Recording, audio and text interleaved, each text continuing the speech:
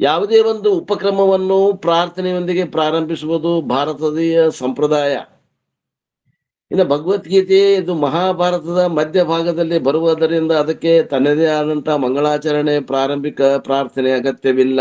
ಆದರೂ ಕೂಡ 18 ಅಧ್ಯಾಯದ ಈ ಒಂದು ಸರಮಾಲೆಗೆ ವಿಶಾಲವಾದ ಮಹಾಕಾವ್ಯದ ಹಿನ್ನೆಲೆಯಲ್ಲಿ ಶೋಭಿಸುವ ಈ ಕಂಠಾಭರಣವಾದಂತ ಗೀತೆಗೆ ಪ್ರಾರ್ಥನೆ ಒಂದಿರಬೇಕೆಂದು ತೋರುತ್ತದೆ ಮತ್ತು ಅದು ಈ ಮೊದಲಿನ ಶ್ಲೋಕದಲ್ಲಿ ಅಡಕವಾಗಿದೆ. ಪ್ರಾರ್ಥನೆಯು ವ್ಯಕ್ತ ಅಥವಾ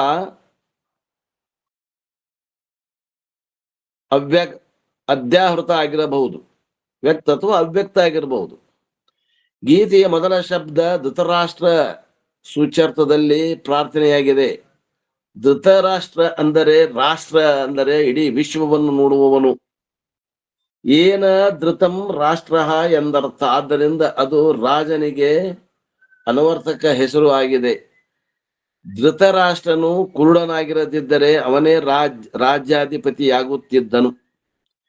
ರಾಷ್ಟ್ರ ಎಂದರೆ ಜಗತ್ತು, ಇಡೀ ವಿಶ್ವ ಎಂದು ಅರ್ಥ. ಮತ್ತು ಅದರ ವ್ಯವಸ್ಥೆಯನ್ನು ನೋಡಿಕೊಳ್ಳುವವನು, ಜಗನ್ನಿಯಾಮಕನು, ಸಂರಕ್ಷಕನು ಭಗವಂತನೇ ಆಗಿರುತ್ತಾನೆ. ಆದ್ದರಿಂದ ಧೃತರಾಷ್ಟ್ರ ಎಂಬುದು ಭಗವಂತನ ಹೆಸರು ಕೂಡ ಆಗಿರುತ್ತದೆ. ಗೀತೆಯನ್ನು ಭಗವಂತನ ಹೆಸರಿನಿಂದ ಪ್ರಾರಂಭಿಸುವುದರಿಂದ ಸಾಂಪ್ರದಾಯಿಕ ಪ್ರಾರಂಭಿಕ ಪ್ರಾರ್ಥನೆ ಸಲ್ಲಿಸಿದಂತಾಗುತ್ತದೆ.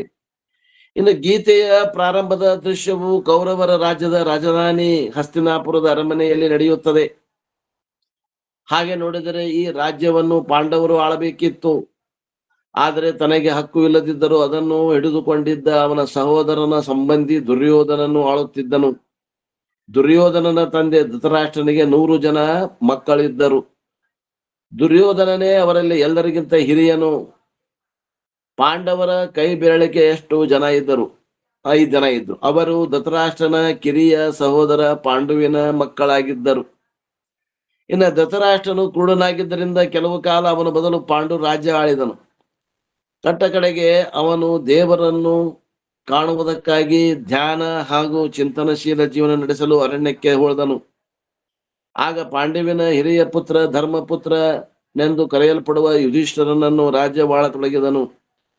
ಆದರೆ ನಾವು ಈ ಮುಂಚೆ ತಿಳಿದುಕೊಂಡ ಹಾಗೆ ದುರ್ಯೋಧನನು ಕಪಟ ಉಪಾಯದಿಂದ ಪಾಂಡವರನ್ನು ಗಡಿಪಾರು ಮಾಡಿದನು. ಅವರು 12 ವರ್ಷ ವನವಾಸ ಹಾಗೂ 1 ವರ್ಷ ಸಾಮ್ರಾಜ್ಯದಲ್ಲಿ ಎಲ್ಲಿಯಾದರೂ ಅಜ್ಞಾತವಾಸ ಅನುಭವಿಸಬೇಕೆಂಬ ಕರಾರು ವಿಧಿಸಲಾಗಿತ್ತು. ಅವರು ಈ ಕರಾರನ್ನು ಪೂರೈಸಿದ ಬಳಿಕ ರಾಜ್ಯವು ಅವರಿಗೆ ಮರಳಿ ಹೋಗಬೇಕಾಗಿತ್ತು. ಪಾಂಡವರು ಈ 13 ವರ್ಷಗಳ ಕಾಲ ಕಳೆದು ಮರಳಿ ಬಂದು ತಮ್ಮ ರಾಜ್ಯವನ್ನು ತಮಗೆ ಒಪ್ಪಿಸಲು ಕೇಳಿದರು. ಆದರೆ ದುರ್ಯೋಧನನು ಅದಕ್ಕೆ ಒಪ್ಪಲಿಲ್ಲ ಮತ್ತು ಯುದ್ಧವು ಘೋಷಿಸಲ್ಪಟ್ಟಿತು.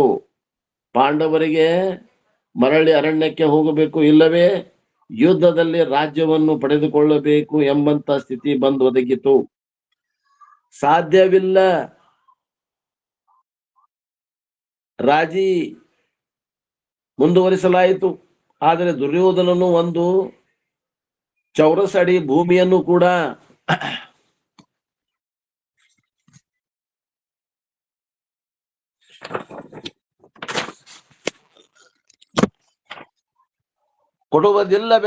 ಎಂದನು. ಆದ್ದರಿಂದ ಅದು ಧರ್ಮದ ಪ್ರಶ್ನೆಯಾಗಿ ಪರಿಣಮಿಸಿತು.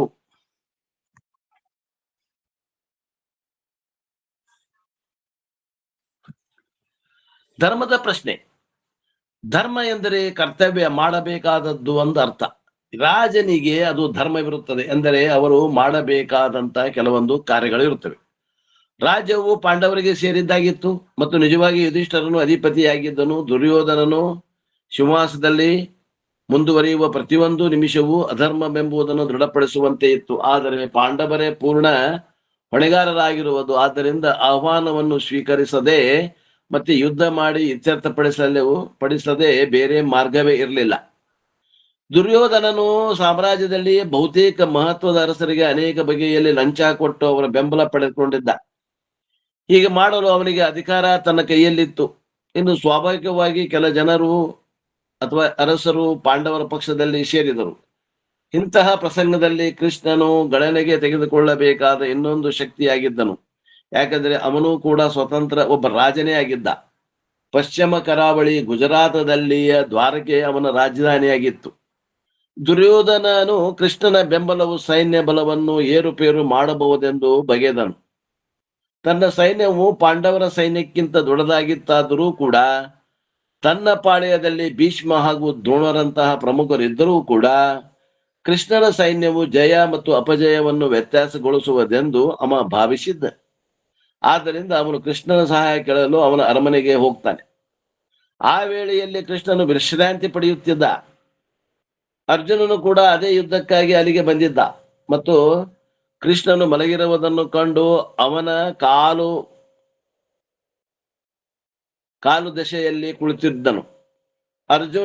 ಕೃಷ್ಣನು ಅರ್ಜುನನಿಗೆ ಬರೀ ಅರಸನಾಗಿರಲಿಲ್ಲ, ತನ್ನ ತಾಯಿಯಾದ ಕುಂತಿಯ ಕಡೆಯಿಂದ ಅವ ಸಂಬಂಧಿಕನಾಗಿದ್ದ.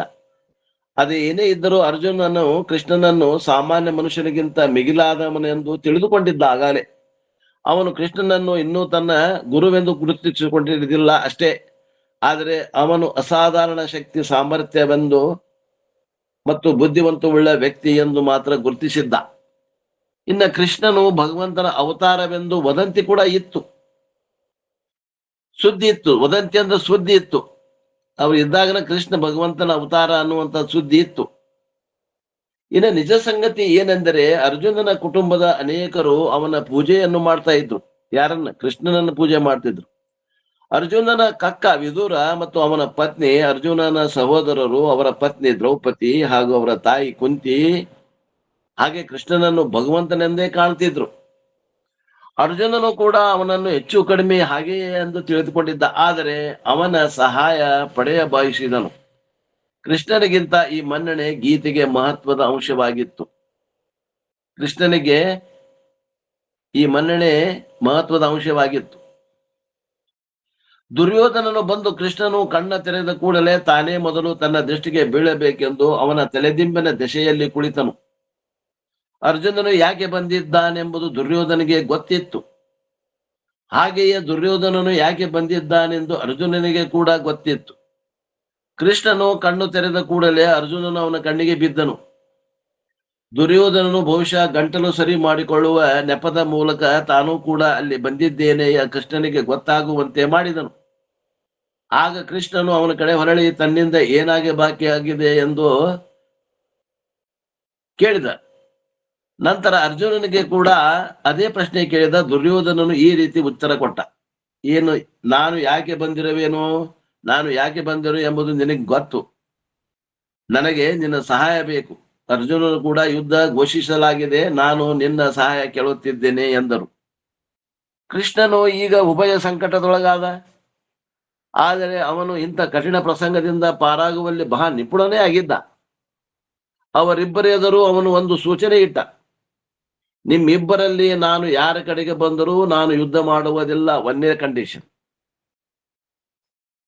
ಇನ್ನು ನೀವು ನನ್ನನ್ನು ಆಯ್ದುಕೊಂಡರೆ ನೀವು ವ್ಯಕ್ತಿಶಃ ಕೃಷ್ಣನನ್ನು, ಅಂದ್ರೆ ಯುದ್ಧ ಮಾಡದ ಬರೀ ಕೃಷ್ಣನನ್ನು ಆಯ್ದುಕೊಂಡಂತೆಯೇ ಸರಿ. ಕೃಷ್ಣನು ಮಹಾಯೋಧನೆಂದು ಖ್ಯಾತ ವ್ಯಕ್ತವನಾಗಿದ್ದನು. ಮಗುವಾಗಿದ್ದಾಗಲೇ ಅವನು ಕಂಸನನ್ನು ವಧ ಮಾಡಿದ್ದ ಮತ್ತು ಅನೇಕ ರಾಕ್ಷಸರನ್ನು ಎದುರಿಸಿದ್ದ. ಇಂತಹ ಯೋಧನು ನಿಮ್ಮ ಕಡೆಗಿದ್ದರೆ ದೊಡ್ಡ ಆಸ್ತಿ ಇದ್ದಂತೆ. ಆದರೆ ಕೃಷ್ಣನ ಸೂಚನೆ ಇದಾಗಿರಲಿಲ್ಲ. ಅದರ ಬದಲು ಅವನು ಅರ್ಜುನನಿಗೆ ಈ ರೀತಿ ಹೇಳಿದನು: ಅರ್ಜುನನೇ, ನೀನು ಮೊದಲು ನನ್ನ ಕಣ್ಣಿಗೆ ಬಿದ್ದಿರುವಿ. ಆದ್ದರಿಂದ ನಾನು ನಿನಗೆ ಈ ರೀತಿಯ ಸೂಚನೆಯನ್ನು ಕೊಡುತ್ತೇನೆ. ನೀನು ನನ್ನನ್ನು ಆಯ್ದುಕೊಂಡರೆ ನಾನು ಯುದ್ಧ ಮಾಡುವವನಲ್ಲ. ಇನ್ನು ನಾನು ನಿನ್ನ ಕಡೆಗೆ ಬರುವೆನು ಮತ್ತು ಬಹುಶಃ ಕೆಲವೊಂದು ಸಲಹೆ ನೀಡುವೆನು. ಆದರೆ ನನ್ನ ಸೈನ್ಯ ದುರ್ಯೋಧನ ಕಡೆಗೆ ಹೋಗುತ್ತದೆ. ನನ್ನ ಬದಲು ನೀನು ಸೈನ್ಯವನ್ನು ಆಯ್ದುಕೊಂಡರೆ ಆಗ ದುರ್ಯೋಧನನು ನನ್ನನ್ನು ತೆಗೆದುಕೊಳ್ಳಬೇಕು. ಅರ್ಜುನನು ಆಯ್ಕೆ ಏನಿರಬಹುದೆಂಬುದು ಊಹಿಸಿ ಕೃಷ್ಣನು ಈ ಸೂಚನೆಯನ್ನು ಮುಂದಿಟ್ಟನು. ದುರ್ಯೋಧನನು ಯಾವುದನ್ನು ಇಷ್ಟ ಪಡುತ್ತಾನೆಂಬುದು ಕೂಡ ಅವನಿಗೆ ಗೊತ್ತಿತ್ತು. ಆ ಕೃಷ್ಣನ ನಿರೀಕ್ಷೆಯಂತೆ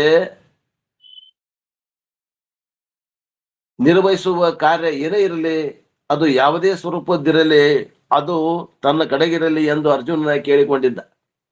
ಅರ್ಜುನನು ಬಯಸಿದ್ದು ಇದನ್ನೇ. ಆದ್ದರಿಂದ ಇವನು ಕೃಷ್ಣನೇ ದಯವಿಟ್ಟು ನೀನು ನನ್ನ ಕಡೆಗೆ ಬಾ ಎಂದು ಹೇಳಿದನು.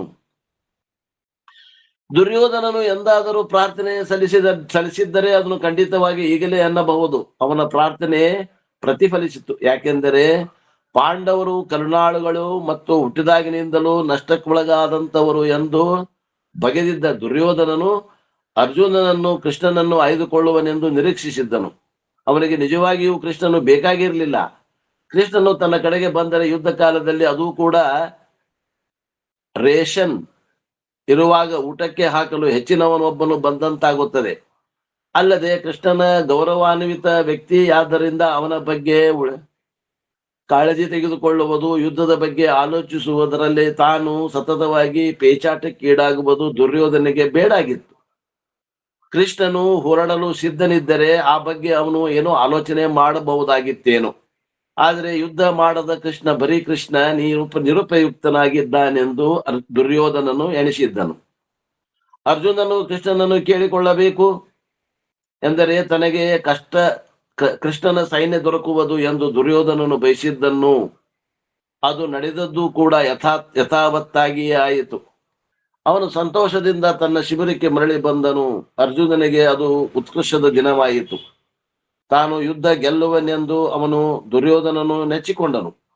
ದ್ವಾರಕೆಯ ಸೈನ್ಯವೆಂದರೆ ಯುದ್ಧಕ್ಕೆ ಅರ್ಹರಾದ ಜನರಿಂದ ಕೂಡಿದ ನಿಪುಣ ದಳವಾಗಿತ್ತು. ಅದು ಅಷ್ಟೊತ್ತಿಗಾಗಲೇ ಭಾರಿ ಬಲವುಳ್ಳದ್ದಾದ ಅವನ ಸೈನ್ಯಕ್ಕೆ ಇನ್ನೂ ಹೆಚ್ಚಿನ ಬಲವನ್ನು ತಂದುಕೊಟ್ಟಿತು. ದುರ್ಯೋಧನಿಗೆ ಬಲ ತಂದು ಕೊಡಿತು.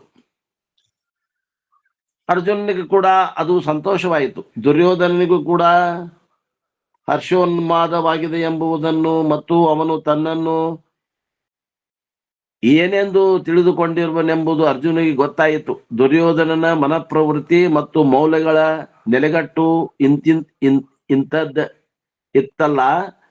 ಅವನು ಖಂಡಿತವಾಗಿ ಅರ್ಜುನನನ್ನು ಮತ್ತು ಅವನ ಪ್ರಾಶಸ್ತ್ಯವನ್ನು ಕೀಳೆಂದು ಭಾವಿಸಿದ್ದ. ಆದರೆ ಕೃಷ್ಣನು ತನ್ನ ಕಡೆಗಿರುವುದರಿಂದ ತಾನು ಯುದ್ಧವನ್ನು ಗೆಲ್ಲುವುದಾಗಿ ಅರ್ಜುನನು ತಿಳಿದುಕೊಂಡಿದ್ದನು. ಗೀತೆಯ ಕೊನೆಯ ಶ್ಲೋಕ ಹೀಗೆ ಹೇಳುತ್ತದೆ: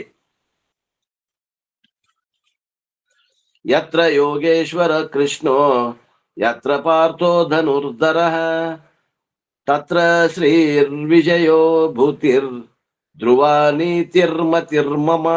ಭಗವಾನ್ ಕೃಷ್ಣ ಮತ್ತು ಬಿಲ್ಲನ್ನು ಕೈಯಲ್ಲಿ ಹಿಡಿದುಕೊಂಡು ಯುದ್ಧಕ್ಕೆ ಸನ್ನದ್ಧನಾದ ಅರ್ಜುನನು ಎಲ್ಲಿ ಎಲ್ಲಿ ಇರುತ್ತಾನೋ ಅಲ್ಲೆಲ್ಲ ಎಲ್ಲ ಸಂಪತ್ತು, ವಿಜಯ, ಯಶಸ್ಸು ಮತ್ತು ನ್ಯಾಯವೇ ಇರುತ್ತದೆ. ಅರ್ಜುನನ ಮನಸ್ಸಿನಲ್ಲಿ ಇದು ತೀರಾ ಸ್ಪಷ್ಟವಾಗಿ ಇತ್ತು. ನೋಡ್ರಿ, ಇಬ್ಬರಿಗೂ ಅವ ಏನ್ ಹೇಳಿದ ಕೃಷ್ಣ ತಿಳಿತಲ್ಲ. ನೋಡ್ಪಾ, ನನ್ನ ಕಡೆ ಇಬ್ರು ಸಹಾಯಕ್ಕೆ ಬಂದಿರಿ. ನಂದು ಏನೋ ಕಂಡೀಷನ್ ಕೇಳ್ರಿ. ಒಂದ್ ಕಡೆ ನಾ ಇರಾವ, ನಾ ಯುದ್ಧಕ್ಕೆ ಎಲ್ಲಿ ಕರೆದ್ರಿ ನನ್ನ ಕಡೆ ಒಂದ್ ಕಡೆ ನಾ ಬಂದಂದ್ರೆ ಒಂದ್ ಕಡೆ ಸೈನ್ಯ ಕಳ್ಸವ. ನನ್ನ ಕಡೆ ನಾ ಇದ್ದಲ್ಲೇ ಸೈನ್ಯ ಇರಂಗಿಲ್ಲ. ಇದು ಒಂದೇ ಕಂಡೀಷನ್. ಮತ್ತ ನಾನು ಯುದ್ಧ ಮಾಡವಲ್ಲ, ಯಾರ ಕಡೆ ಬಂದ್ರು ಯುದ್ಧ ಮಾಡವಲ್ಲ. ಯಾರನ್ನ ಆಯ್ಕೆ ಮಾಡ್ಕೋತೀರಿ ನೀವು ಆಯ್ಕೆ ಮಾಡ್ಕೊಳ್ರಿ ಅಂತಂದಾಗ ಅರ್ಜುನ ನನಗೆ ಕೃಷ್ಣ ಬೇಕು ಅಂತ ಆಯ್ಕೆ ಮಾಡ್ಕೊಂಡ. ಅವ ಸೈನ್ಯ ಕೇಳಿಲ್ಲ. ಆಮ್ಯಾಗ ದುರ್ಯೋಧನಗೆ ಕೇಳಿದ್ರೆ ನನಗೂ ಅವ ಏನ್ ಕೇಳ್ಕೊತಿದ್ದ ಅಂತಂದ್ರೆ, ನನಗ್ ನೀನು ಯುದ್ಧ ಮಾಡದಂತ ಕೃಷ್ಣನ್ ತಗೊಂಡ್ ನಾ ಏನ್ ಮಾಡ್ಲಿ, ನಿನ್ನ ಸೈನ್ಯನ ಕೊಡ ಅಂತ ಕೇಳ್ತಿದ್ದವ. ಹಿಂಗಾಗಿ ಇಬ್ಬರಿಗೂ ಬಯಸಿದ್ದೇ ಹಲವನ್ನ ಸಿಕ್ತು. ಕೃಷ್ಣನ ಕಡೆ ಅರ್ಜುನ ಆದ, ಅರ್ಜುನ್ ಕಡೆ ಕೃಷ್ಣ ಆದ, ಕೃಷ್ಣನ ಸೈನ್ಯ ದುರ್ಯೋಧನ ಕಡೆ ಆತು. ಇಬ್ರು ನಾವು ಗೆಲ್ತೇವಿ ಅನ್ನುವಂತ ಗ್ಯಾರಂಟಿ ಮ್ಯಾಗ ಕೃಷ್ಣನ ಕಡೆ ಹೋಗಿ ಪಡ್ಕೊಂಡು ಬಂದ್ರು. ಅಂದ್ರ ಕೃಷ್ಣ ಕಡೆ ಕೇವಲ ಧನುರ್ಧಾರಿ ಅಲ್ಲದ ಕೃಷ್ಣ ಅರ್ಜುನ ಕಡೆ ಆದ. ಅವನ ಸೈನ್ಯ ಮಾತ್ರ ಯಾರ ಕಡೆ ಆತ್ರಿ? ಕೌರವರ ಕಡೆ ಆಯ್ತು. ಮತ್ತೆ ಮುಂದೆ ಕೊನೆಯ ಶ್ಲೋಕ ಇದೆ, ಭಗವದ್ಗೀತೆಯ ಕೊನೆಯ ಶ್ಲೋಕ: ಯತ್ರ ಯೋಗೇಶ್ವರ ಕೃಷ್ಣ ತತ್ರ ಪಾರ್ಥೋ ಧನುರ್ಧಃ. ಅಂದ್ರೆ ಎಲ್ಲೇ ಕೃಷ್ಣ ಮತ್ತು ಅರ್ಜುನ ಇರ್ತಾರ ಅಲ್ಲಿ ವಿಜಯ ಇರ್ತದ, ಅಲ್ಲಿ ಯಶಸ್ಸು ಇರ್ತದ, ಅಲ್ಲಿ ನ್ಯಾಯ ಇರ್ತದ ಅಂತ ಏನ್ ಹೇಳ್ತಾರ. ಆ ಅರ್ಜುನನ ಮನಸ್ಸಿನಾಗ ಇದು ಸ್ಪಷ್ಟವಾಗಿತ್ತು ಅಂತ ಹೇಳಾಗತ್ತಾರ. ನಮಗೇನ್ರ ಆಯ್ಕೆ ಕೊಟ್ಟಿದ್ರ ನಾವ್ ಯಾವ್ದನ್ನ ಆಯ್ಕೆ ಮಾಡ್ತಿದ್ವಿ?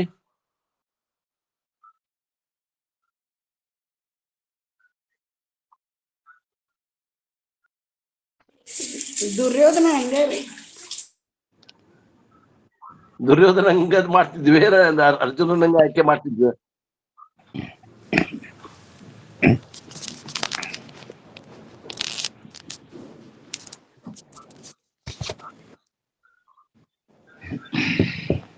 ನಾವ್ ದುರ್ಯೋಧನ ಹಾಕಿದ್ದೀವ್ರಿ. ನೋಡ್ರಿ ಎಷ್ಟ್ ಚಂದದ ಭಗವದ್ಗೀತೆ.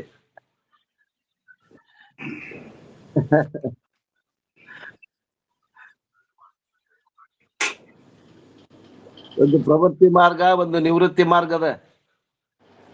ನಮಗ 25 ಅಥವಾ 30 ಹೆಣ್ಮಕ್ಳಿದ್ರೆ ಬಾಳ 20-25 ವರ್ಷಕ್ಕೆ ಲಗ್ನ ಆಗಿರ್ಬೇಕು. ನಮಗ್ ಸ್ವಾತಂತ್ರ್ಯ ಕೊಟ್ರು, ಎಲ್ಲಿ ಮಾಲಿ ಹಾಕಿದ್ವಿ ನೋಡ್ರಿ ನಾವು. ವಿಚಾರ ಮಾಡ್ರಿ, ನಾವೆಲ್ಲಿ ಮಾಲಿ ಹಾಕೇವಿ. ಪ್ರವೃತ್ತಿ ಜೀವನ ಅಂತ ಒಂದದ, ನಿವೃತ್ತಿ ಜೀವನ ಅಂತ ಒಂದದ. ನನ್ನ ಹಿಡ್ಕೊಂಡು ಎಲ್ಲರೂ ನಾವು ಎಲ್ಲಿ ಪ್ರವೃತ್ತಿ ಒಳಗೆ ಆಯ್ಕೆ ಮಾಡಿದ್ವೋ ಏನು ನಿವೃತ್ತಿ ಒಳಗೆ ಆಯ್ಕೆ ಮಾಡಿವೋ ನೋಡ್ಕೊಡ್ರಿ. ಪ್ರವೃತ್ತಿ ಆಯ್ಕೆ ಮಾಡ್ಕೊಂಡ್ರಿ. ಹಾ,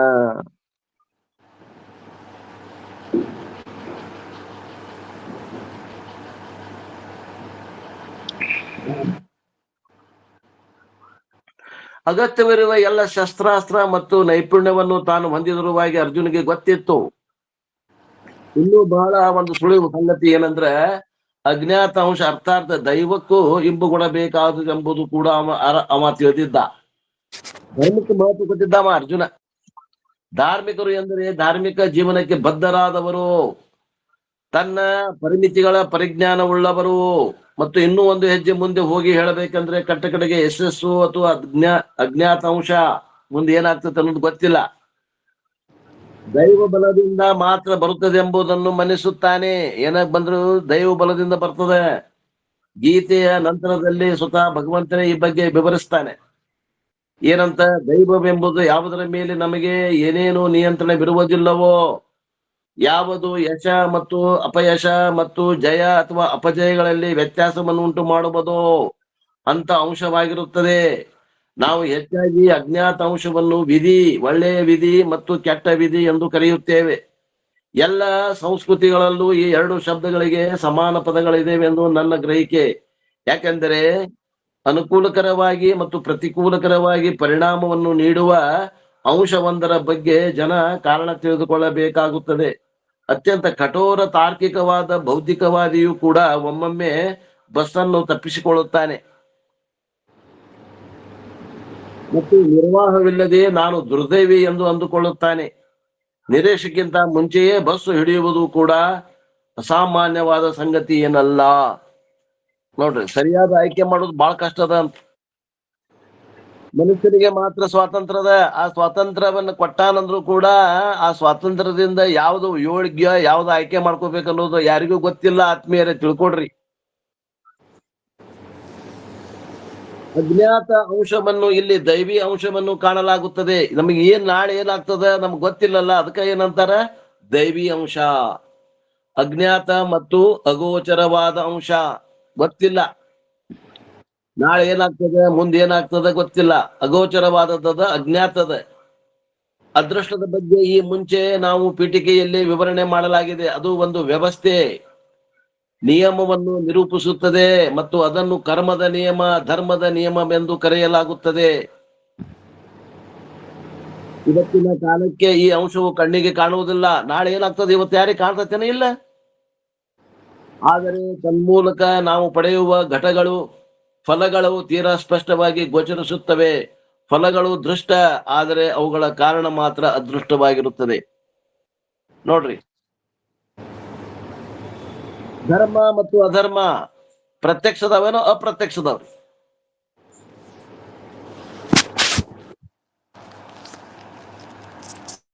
ಅಪ್ರತ್ಯಕ್ಷ. ಅಪ್ರತ್ಯಕ್ಷದ ಗುರುಗಳು, ಅಪ್ರತ್ಯಕ್ಷ ಹಾ, ಅಪ್ರತ್ಯಕ್ಷ. ಹಾ, ಅಪ್ರತ್ಯಕ್ಷದವ್. ಧರ್ಮದ ಫಲ ಮತ್ತು ಅಧರ್ಮದ ಫಲ ಅದು ಪ್ರತ್ಯಕ್ಷ ಆಗತ್ತೆ ಗುರುಗಳು. ಅಪ್ರತ್ಯಕ್ಷ ಫಲ ಹೆಂಗದರಿ? ನಮಗೆ ಅನುಭವಕ್ಕೆ ಬರುತ್ತೆ ಗುರುಗಳ. ಹಾ, ಪ್ರತ್ಯಕ್ಷ ಇದೆ. ಅದೇ ಧರ್ಮ ಅಧರ್ಮ ಅಪ್ರತ್ಯಕ್ಷದ ಅಂದ್ರೆ ಅದು ಪ್ರತ್ಯಕ್ಷ ಇಲ್ಲ. ಅವುಗಳ ಫಲ ಮಾತ್ರ ಪ್ರತ್ಯಕ್ಷದ. ಸುಖ ದುಃಖಗಳು ಪ್ರತ್ಯಕ್ಷದವ. ಇನ್ನ ವ್ಯಕ್ತಿ ಹಣ್ಣಾಗ್ಯದ ಅಂತ ವ್ಯಕ್ತಿಯ ಗುಣಗಳು ಹೆಂಗಿರ್ತಾವ ಅಂತ ಹೇಳ್ತಾರ. ಒಬ್ಬ ಮನುಷ್ಯ ಯಾವನ ಅದನ್ನ ಪರಿಪಕ್ವ, ಮನಸ್ಸು ಹಣ್ಣಾಗ್ಯದ ಅಂತ ತಿಳ್ಕೊಡ್ರಿ. ಅವನಲ್ಲಿ ಎಂತ ಗುಣಗಳು ಇರ್ತಾವ? ಅದೃಷ್ಟವನ್ನು ವಿಧಿಗೆ ಕೈಗೊಪ್ಪಿಸದವನನ್ನು, ಅದೃಷ್ಟವನ್ನು ಬದಲಾಯಿಸಲು ಏನನ್ನಾದರೂ ಮಾಡುವವನನ್ನು ಭಕ್ತನೆಂದು ಬಗೆಯಲಾಗುತ್ತದೆ. ಅವನು ಧಾರ್ಮಿಕವಾಗಿ ಪ್ರಬುದ್ಧ ಅಥವಾ ಪಕ್ವನಾಗಿರುತ್ತಾನೆ. ಇಂಥ ವ್ಯಕ್ತಿಯನ್ನು ನೀವು ಧಾರ್ಮಿಕ ವ್ಯಕ್ತಿ ಎಂದು ಕರೆಯಬಹುದು. ಆದರೆ ನಾನು ಅವನನ್ನು ಕಣ್ಣಿಗೆ ಕಾಣದ ಕೈಗಳ ಹಿಂದಿರುವ ಮತ್ತು ಎಲ್ಲವನ್ನು ರೂಪಿಸುವ ಅದೃಷ್ಟ ಕೈಗಳನ್ನು ಮನ್ನಿಸುವ ಪ್ರಬುದ್ಧ ಅಥವಾ ಪಕ್ಕಾ ವ್ಯಕ್ತಿ ಎಂದು, ಯೋಗಿ ಎಂದು ಕರೆಯುತ್ತೇನೆ.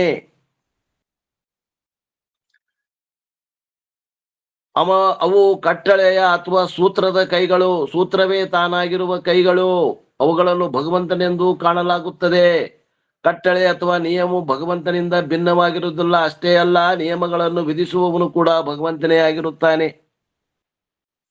ಅಲ್ರಿ, ಭಗವಂತ ವಿಧಿಸಿದಂತಹ ವಿಧಿಗಳನ್ನ ಮಾಡ್ಕೊಂಡು ಹೋದ್ರೆ ಇವತ್ತು ಕಷ್ಟ ಆಗಲಿ, ನಾಳೆ ಚಲೋನ ಆಗ್ತೈತೆ ಅನ್ನುವಂತ ಭರವಸೆ ಇರ್ಬೇಕು. ಅವಾಗ ಏನಂತಾರ, ಮ್ಯಾಚ್ಯೂರ್ಡ್ ಪರ್ಸನ್ ಅಂತಾರ ಇಂಗ್ಲಿಷ್ನಾಗ. ಮ್ಯಾಚ್ಯೂರ್ಡ್ ಅಂದ್ರ ಪರಿಪಕ್ವವಾದಂತ ವ್ಯಕ್ತಿ. ಅವಂಗೂ ಕೂಡ ಮುಂದೆ ಏನಾಗ್ತೈತೆ ಅಂತ ಗೊತ್ತಿಲ್ಲ, ಆದ್ರೆ ಅವಂಗ ಧರ್ಮವನ್ನ ಬಿಡೋದಿಲ್ಲ. ಅವ ಬೇಕಾದಷ್ಟು ಕಷ್ಟ ಆಗಲಿ ಧರ್ಮವನ್ನ ಬಿಡೋದಿಲ್ಲ. ಮತ್ತೆ ಧರ್ಮವನ್ನ ಬೆನ್ನ ಹತ್ತಿದ ಅವಾಗ ಮುಂದೆ ದುಃಖ ಬರ್ತೈತೇನ್ರಿ? ಅವಾಗ ಧರ್ಮದ ಫಲ ಏನ್ರಿ? ಸುಖ. ಸುಖ ಪ್ರತ್ಯಕ್ಷದ, ಧರ್ಮ ಪ್ರತ್ಯಕ್ಷ ಇಲ್ಲ. ಆದ್ದರಿಂದ ನಮಗೆ ಸುಖ ಬೇಕಂದ್ರೆ ನಾವ್ ಏನ್ ಮಾಡ್ಬೇಕು? ಭಗವಂತನ ಏನ್ ಹೇಳ್ಯಾನ ಮಾಡ್ರಿ ಅಂತ ಹೇಳ ಅವ್ನು ಮಾಡ್ಬೇಕು. ಅವ ಏನು ಮಾಡಬೇಡ ಅಂದಾನ ಅವ್ನ್ ಬಿಡಬೇಕು, ಅಷ್ಟ ಕಲಾಸ್. ಉಳಿದಿದ್ದೇನು ಗೊತ್ತಿಲ್ಲ ಅವ್ನ್.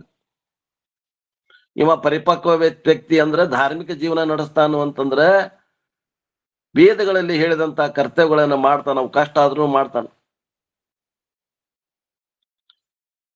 ಕೃಷ್ಣನ ಗೀತೆಯುದ್ದಕ್ಕೂ ಈ ಅಂಶವನ್ನು ಒಪ್ಪುವ ಮತ್ತು ಅದೇ ಕಾಲಕ್ಕೆ ಒಬ್ಬ ಪ್ರಬುದ್ಧ ವ್ಯಕ್ತಿ ಅವನಾಗಲಿ ಅವಳಾಗಲಿ ತನ್ನ ಸ್ವತಃ ಪ್ರಯತ್ನ ತೊಡಗಿಸುವುದರ ಅಗತ್ಯವನ್ನು ಮನ್ನಿಸುವ ವ್ಯಕ್ತಿಯನ್ನು ಬಣ್ಣಿಸುತ್ತಾನೆ. ಅವನು ಅಧರ್ಮಕ್ಕೆ ಅಂಜುವವನು, ಧರ್ಮಕ್ಕೆ ಕಟಬಿದ್ದವನಾಗಿರುತ್ತಾನೆ. ಪರಿಪಕ್ವಗೊಂಡ ವ್ಯಕ್ತಿ ಧರ್ಮಪುತ್ರ. ಅವನ 4 ಸಹೋದರರು ಮತ್ತು ಅವರ ಇಡೀ ಕುಟುಂಬದವರು ಧರ್ಮನಿಷ್ಠರಾಗಿದ್ದರಿಂದಲೇ ಬಹಳಷ್ಟು ಕಾಲ ಅನೇಕ ಆಪತ್ತು ವಿಪತ್ತುಗಳನ್ನು ಅನುಭವಿಸಿದರು. ಇಂಥ ನಿಷ್ಠೆಯನ್ನು ಹೊಂದಿದ್ದ ಅರ್ಜುನನು ಸ್ವಾಭಾವಿಕವಾಗಿ ತನ್ನ ಶಕ್ತಿ ಸಾಮರ್ಥ್ಯ ಗುರುತಿಸಿದ್ದ ಮತ್ತು ತನ್ನ ನೈಪುಣ್ಯದಲ್ಲಿ ನಂಬಿಕೆ ಇಟ್ಟಿದ್ದ. ಅವನು ಆತ್ಮವಿಶ್ವಾಸವುಳ್ಳವನಾಗಿದ್ದ ಮತ್ತು ಪ್ರಯತ್ನದ ಮಹತ್ವವನ್ನು ಅರ್ಥವನಾಗಿದ್ದ. ಅವನು ಭಗವಂತನಿಗೆ ದಯವಿಟ್ಟು ನನಗೆ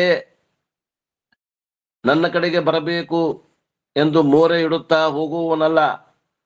ಅದು ನಡೆಯುವುದಿಲ್ಲವೆಂಬುದು ಅವನಿಗೆ ಗೊತ್ತಿತ್ತು. ಯಶಸ್ಸಿನ ಸಾಧನೆಗೆ ಬೇಕಾಗುವ ಗುಣಗಳು ಅಂದರೆ 6 ಗುಣಗಳು ಅವಶ್ಯ ಅಂತರು. ಉಚಿತವಾದಂತ ಯತ್ನ, ಸಾಹಸ, ಧೈರ್ಯ, ಬುದ್ಧಿಶಕ್ತಿ ಅಂದ್ರೆ ನೈಪುಣ್ಯ ಮತ್ತು ಸಂಪನ್ಮೂಲ, ಮತ್ತು ಪರಾಕ್ರಮ, ಆತಂಕಗಳನ್ನು ಗೆಲ್ಲುವಂತ ಸಾಮರ್ಥ್ಯ ಇರಬೇಕಾಗ್ತದೆ. ಆ ಗುಣಗಳು ಶಾಸ್ತ್ರದಲ್ಲಿ ನಿರೂಪಿಸಲ್ಪಟ್ಟಿವೆ. ಉದ್ಯಮಂ, ಸಾಹಸಂ, ಧೈರ್ಯಂ, ಬುದ್ಧಿಂ, ಶಕ್ತಿ, ಪರಾಕ್ರಮಂ. ಷಡೇಕೆ ಯತ್ರ ವರ್ತಂತೆ ತತ್ರ ದೇವ ಸಹಾಯಕೃತ. ಎಲ್ಲಿ ಇವು 6 ಗುಣಗಳು ಅದಾವ ಅಲ್ಲಿ ಭಗವಂತನ ಸಹಾಯ ಸಿಗ್ತದಂತ ನೋಡ್ರಿ. ಸುಭಾಷಿತ ಹೇಳ್ತದ. ಆದ್ದರಿಂದ ನಮಗೆ ಯಶಸ್ಸು ಬೇಕಂದ್ರೆ ಇವು 6 ಗುಣಗಳನ್ನ ನೀವು ಹೊಂದ್ರಿ, ಯಶಸ್ಸು ನಿಮ್ಮನ್ನ ಬಿಟ್ಟು ಹೋಗುದಿಲ್ಲ ಅಂತ ಹೇಳ್ತಾರ ಇಲ್ಲಿ ಮಾತು. ಯಾವ್ರಿ ಇವು 6 ಗುಣಗಳು ಬರ್ಕೋತೀರಿ? ಪ್ರಯತ್ನ, ಸಾಹಸ, ಧೈರ್ಯ, ಬುದ್ಧಿಶಕ್ತಿ, ಪರಾಕ್ರಮ ಅಂದ್ರೆ ಗೆಲ್ಲುವಂತಹ ಸಾಮರ್ಥ್ಯ.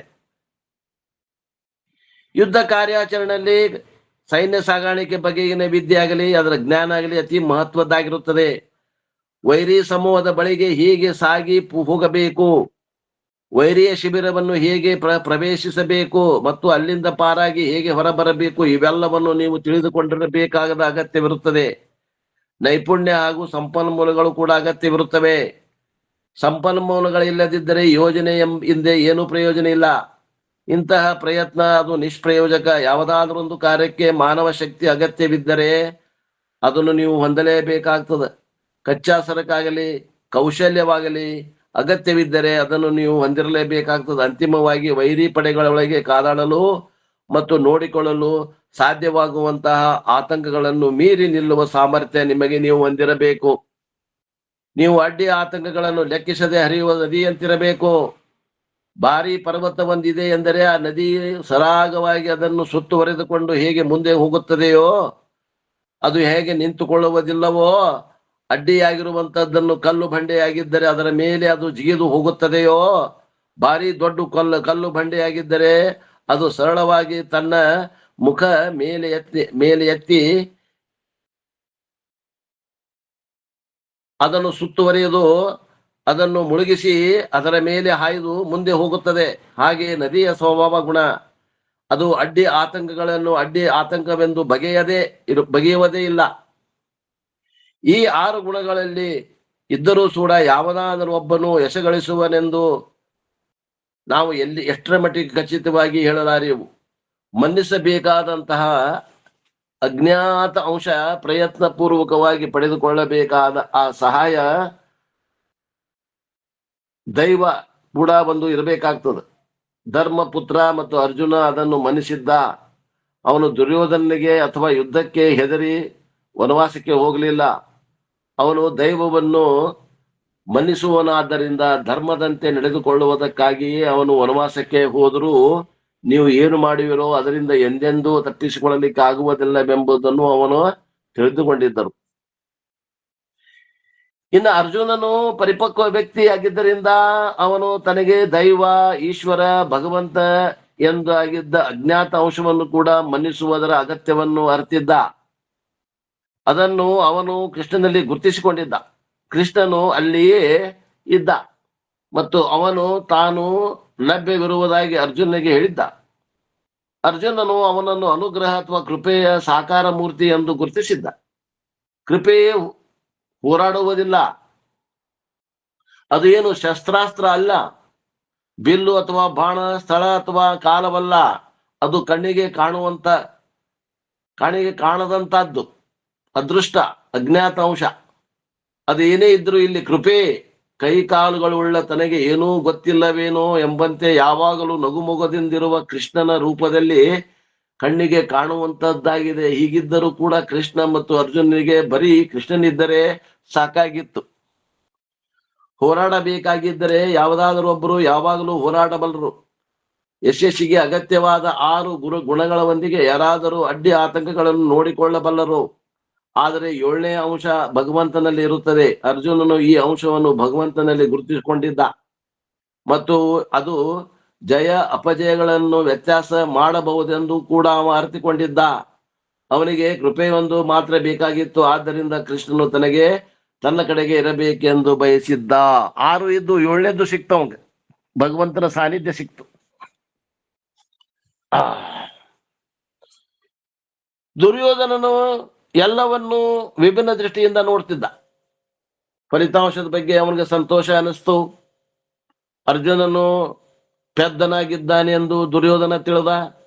ಯಾಕೆಂದರೆ ದುರ್ಯೋಧನನು ಸೈನ್ಯ ಬಲದಲ್ಲಿ ಮಾತ್ರ ನಂಬಿಕೆ ಉಳ್ಳವನಾಗಿದ್ದ. ಬಲ ಮತ್ತು ಸಾಮರ್ಥ್ಯ ಹೊಂದಬೇಕಾದರೆ ಪ್ರಯತ್ನ ಮಾಡಬೇಕೆಂದು ಅವನು ತಿಳಿದಿದ್ದನಾದ್ದರಿಂದ ಪ್ರಯತ್ನದಲ್ಲೂ ಅವ ತೀರ ನಂಬಿಕೆ ಉಳ್ಳವನಾಗಿದ್ದ.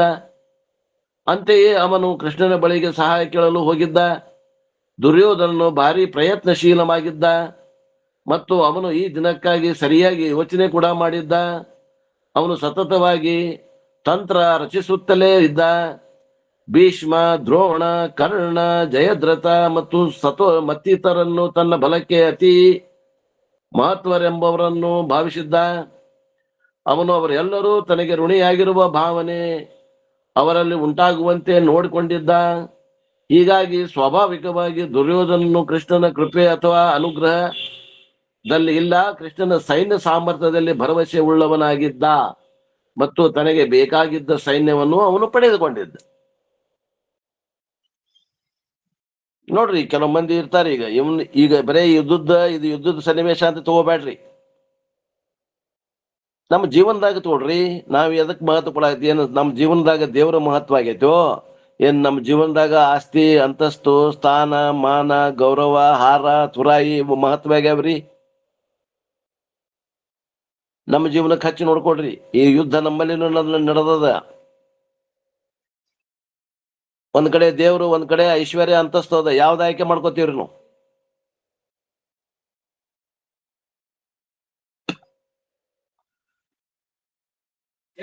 ಹೇಳಾಕ ಬರ್ದಂಗ ಐತ್ರಿ.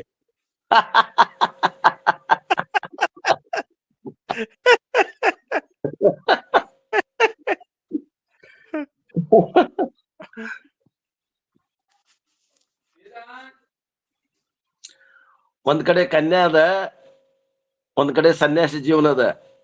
25 ವರ್ಷ ಹುಡುಗಗ ಮಾಲಿ ಕೊಡ್ರಿ, ಎಲ್ಲಿ ಹಾಕ್ತಾನ ಅವ ಮಾಲಿ?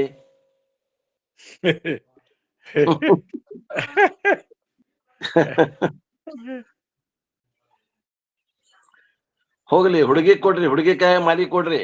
ಆ ಎದುರಿಗೆ ಒಬ್ಬ ಹುಡುಗನ್ ನಿಲ್ಲಿಸ್ರಿ. ಒಂದ್ ಕಡೆ, ಇನ್ನೊಂದ್ ಕಡೆ ಏನದ? ಸಂಪತ್ತು, ಐಶ್ವರ್ಯ, ಆಸ್ತಿ, ಅಧಿಕಾರ ಎಲ್ಲಾ ಐತಂತ ತಿಳ್ಕೊಡ್ರಿ. ಎಲ್ಲಿ ಹಾಕ್ತಾಳ ಮಾಲಿ ಆಕಿ? ಈಗಿನ ಕಾಲದಾಗ ಎಲ್ಲ ಸಂಪತ್ತಿಗೆ ಹಾಕ್ತಾರ್ರಿ. ನಾವೆಲ್ಲ ಹಾಕೇವ್ರಿ, ಮತ್ತೊಬ್ಬ ಬಿಡ್ರಿ. ನಾವೆಲ್ಲ ಹಾಕೇವಿ, ನಾವೆಲ್ಲ ಹಾಕೇವಿ. ಈಗಿನ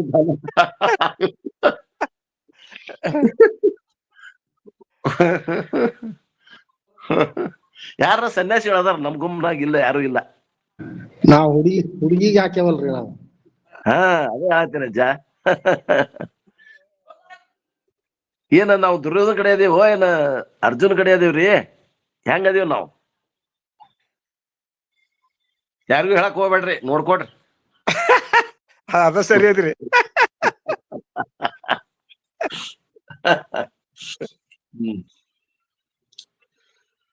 ಒಟ್ಟಿನಲ್ಲಿ ಕೃಷ್ಣನು ಪಾಂಡವರ ಜೊತೆಗೆ ಇದ್ದಾನೆ ಎಂದಾಯ್ತು. ಯುದ್ಧ ನೆನೆದಾಗ ಅವನು ಎಲ್ಲಿರಬೇಕು, ಅವನ ಸಮೀಪದಲ್ಲಿರಬೇಕೆಂದು ಅರ್ಜುನ ಬಯಸಿದ್ದ. ಆದರೆ ಅವನಲ್ಲಿ ಎಲ್ಲಿ ಯಾವ ಸ್ಥಾನ ಕೊಡಬೇಕು ಅಂತಂದ್ರೆ, ಅರ್ಜುನನ ರಥ ಕೇವಲ 2 ಆಸನಗಳು ಉಳ್ಳದ್ದಾಗಿತ್ತು. ಒಂದು ಹಿಂದುಗಡೆ ಸ್ವತಃ ತನಗಾಗಿ, ಇನ್ನೊಂದು ಮುಂದುಗಡೆ ಸಾರಥಿಗಾಗಿ.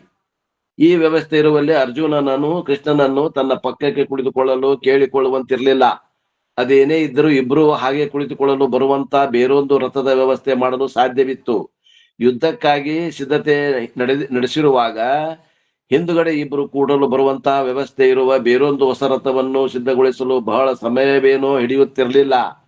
ಆದರೆ ಕೃಷ್ಣನು ಅರ್ಜುನನ ಪಕ್ಕಕ್ಕೆ ಯಾವ ಕಡೆ ಕುಳಿತರೂ ಕೂಡ ಯುದ್ಧದ ಸಮಯದಲ್ಲಿ ಅವನಿಂದ ಅರ್ಜುನನು ಸ್ಫೂರ್ತಿಯನ್ನು ಪಡೆಯಲು ಹೇಗೆ ಸಾಧ್ಯ? ಅವನು ಕೃಷ್ಣನ ಕಡೆಗೆ ಹೊರಳಿದ ಅಕ್ಷಣವೇ ಅವನು ಕೇಡಿಗೊಳಗಾಗಬಹುದು.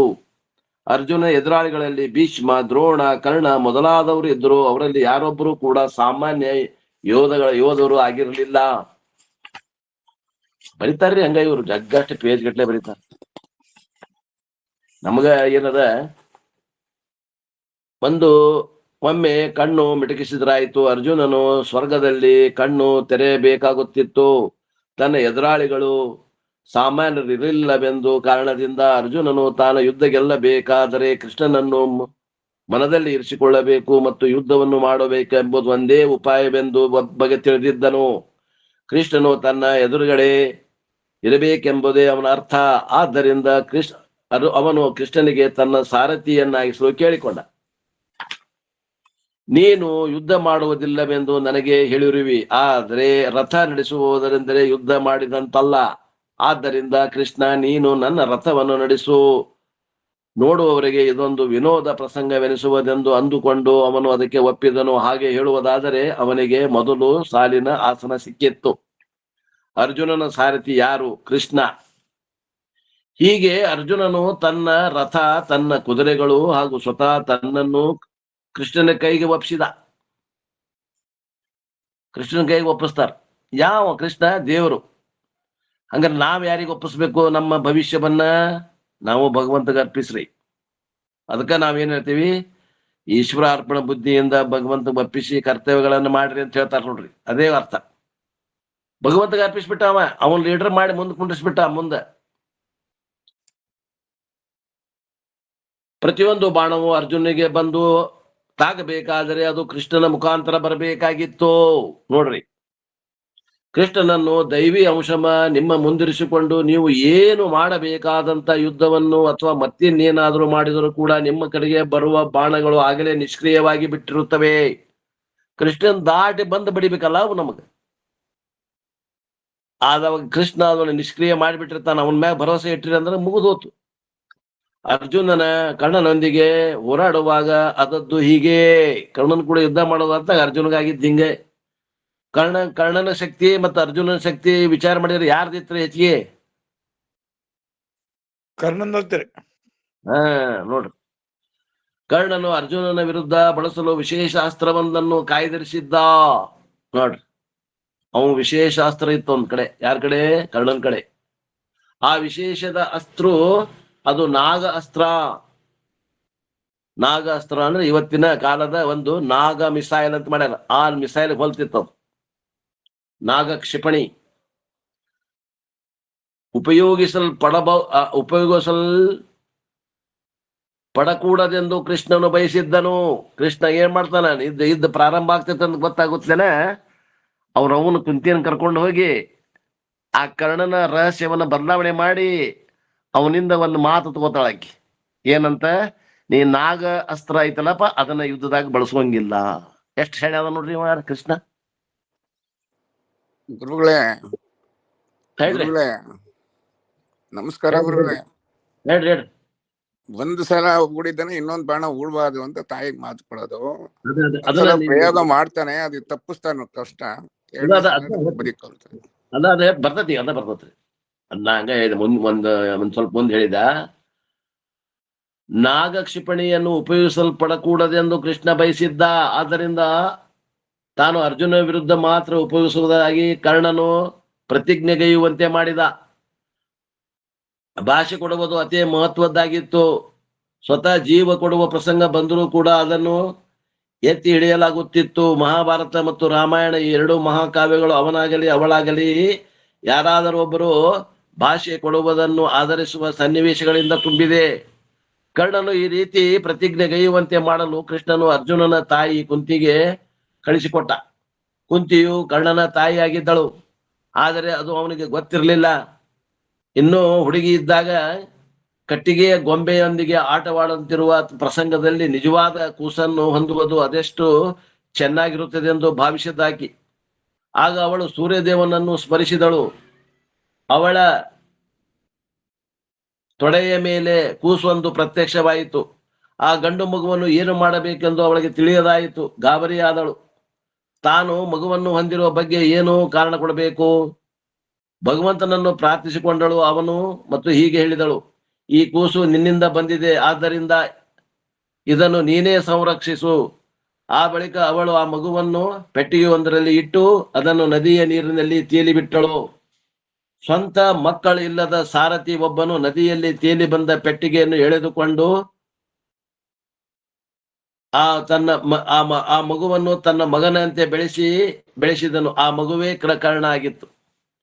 ಕರ್ಣನ ಕಿವಿಗಳಲ್ಲಿ ಕುಂಡಲಗಳೊಂದಿಗೆ ಹುಟ್ಟಿದ್ದ, ಅಂದರೆ ಅವು ಅವನಿಗೆ ಅನುಗ್ರಹಿಸಲ್ಪಟ್ಟಿದ್ದವು. ಅವನು ಅತಿ ತೇಜಸ್ವಿಯೂ ತೀಕ್ಷ್ಣ ಬುದ್ಧಿ ಉಳ್ಳವನು ಆಗಿದ್ದ ಮತ್ತು ಅವನು ಸೂರ್ಯದೇವನ ಕೃಪಾಶೀರ್ವಾದದಿಂದ ಹುಟ್ಟಿದವನು. ಆದರೆ ಅವನಿಗೆ ಒಂದು ಅಳುಕು ಇತ್ತು. ಅವನು ಕ್ಷತ್ರಿಯನಾಗಿರಲಿಲ್ಲ. ಎಷ್ಟೇ ಆದರೂ ನಾನು ಸಾರಥಿಯ ಮಗನಷ್ಟೇ ಎಂದು ಅವನು ಅಂದುಕೊಳ್ಳುತ್ತಿದ್ದನು. ತನ್ನ ನಿಜವಾದ ತಂದೆಗಳ ಆರೆಂಬುದು ಅವನಿಗೆ ತಿಳಿದಿಲ್ಲ. ಆದ್ದರಿಂದ ಅವನು ಯಾವಾಗಲೂ ತಾನು ಸಾರಥಿಯ ಪುತ್ರನೆಂದು ಭಾವಿಸಿದ್ದ.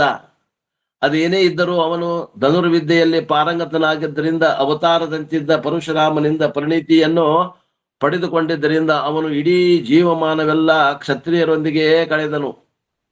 ಪರಶುರಾಮನು ತಾನು ಕ್ಷತ್ರಿಯನಿಗೆ ಎಂದೆಂದೂ ವಿದ್ಯೆ ಕಲಿಸುವುದಿಲ್ಲವೆಂದು ಪ್ರತಿಜ್ಞೆ ಮಾಡಿದ್ದ. ಚಿಕ್ಕವನಿದ್ದಾಗ ಕ್ಷತ್ರಿಯರ ಜೊತೆ ಅವನಿಗೆ ಕೆಲವು ಸಮಸ್ಯೆಗಳು ಇದ್ದದ್ದು ಇದಕ್ಕೆ ಕಾರಣ. ಹಾಗೆ ನೋಡಿದರೆ ಅವನು ಕ್ಷತ್ರಿಯರನ್ನು ನಾಶಗೊಳಿಸುವುದಾಗಿ ಪ್ರತಿಜ್ಞೆಯನ್ನು ಮಾಡಿದ್ದ. ಅವರೆಲ್ಲರನ್ನೂ ನಾಶಗೊಳಿಸಿದ್ದ. ಭಾರಿ ಬಲಶಾಲಿಯಾದ ಅವನು ರಾಮನ ಕಾಲದಲ್ಲಿಯೂ ಇದ್ದ. ಅವನೊಂದಿಗೆ ವಾಗ್ಯುದ್ಧ ಕೂಡ ನಡೆಸಿದ್ದ. ಕರ್ಣನು ತಾನು ಬ್ರಾಹ್ಮಣನಂತೆ ಪರಶುರಾಮನ ಬಳಿಗೆ ಹೋದನು ಮತ್ತು ಅವನಿಂದ ಧನುರ್ವಿದ್ಯೆಯನ್ನು ಕಲಿತ. ಪರಶುರಾಮನಿಂದ ಇವ ಧನುರ್ವಿದ್ಯೆ ಕಲಿತಿದ್ದ ಕರ್ಣ. ಒಂದು ದಿನ ಪರಶುರಾಮನು ಕರ್ಣನ ತೊಡೆಯ ಮೇಲೆ ತಲೆ ಇಟ್ಟು ಮಲಗಿಕೊಂಡಿದ್ದ. ಶಿಷ್ಯನ ದೊಡ್ಡ ಜಿಗಣೆಯಂತೆ ರಕ್ತ ಹೀರುವ ಹುಳವೊಂದು ಬಂದು ಕರ್ಣನನ್ನು ಕಚ್ಚಿತು. ಅದರಿಂದ ಗಾಯವಾಗಿ ರಕ್ತವು ಧಾರಾಕಾರವಾಗಿ ಸೂರುತ್ತಿದ್ದರೂ ಕೂಡ ಕರ್ಣನು ಗುರುವಿನ ವಿಶ್ರಾಂತಿಗೆ ಭಂಗ ಮಾಡಲಿಲ್ಲ. ಆ ರಕ್ತದ ತೇವದಿಂದಾಗಿ ಪರಶುರಾಮನು ಎಚ್ಚರಗೊಂಡ. ರಕ್ತವನ್ನು ನೋಡಿ ಕರ್ಣನು ಬ್ರಾಹ್ಮಣನಾಗಿರಲು ಸಾಧ್ಯವಿಲ್ಲವೆಂದು ತಿಳಿಯುತ್ತಾನೆ. ಅವನು ಬ್ರಾಹ್ಮಣನಾಗಿದ್ದರೆ ತನ್ನ ಸ್ವಂತ ರಕ್ತವನ್ನು ಕಂಡು ಅವನು ಭಾರಿ ಕೂಗಾಟ ಎಬ್ಬಿಸುತ್ತಿದ್ದನು. ನೋವು ಮತ್ತು ರಕ್ತದ ದೃಶ್ಯವನ್ನು ಸಹಿಸಿಕೊಳ್ಳಲು ಕರ್ಣನಿಗೆ ಸಾಧ್ಯವಾಗಿರುವುದನ್ನು ಅನುಲಕ್ಷಿಸಿ ಪರಶುರಾಮನು ಅವನನ್ನು ನೀನು ಯಾರು ಎಂದು ನಿಜ ಹೇಳು ಎಂದು ಕೇಳುತ್ತಾನೆ. ಕರ್ಣನಿಗೆ ಪರಶುರಾಮನಿಂದ ಶಾಪ ಆಗ್ತದೆ.